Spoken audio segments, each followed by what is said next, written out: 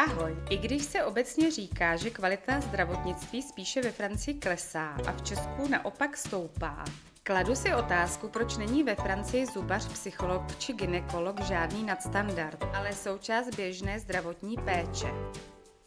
Ve Francii má člověk veřejné zdravotní pojištění přes Sécurité Sociale a k tomu je běžné mít ještě doplňkové pojištění Mutuelle.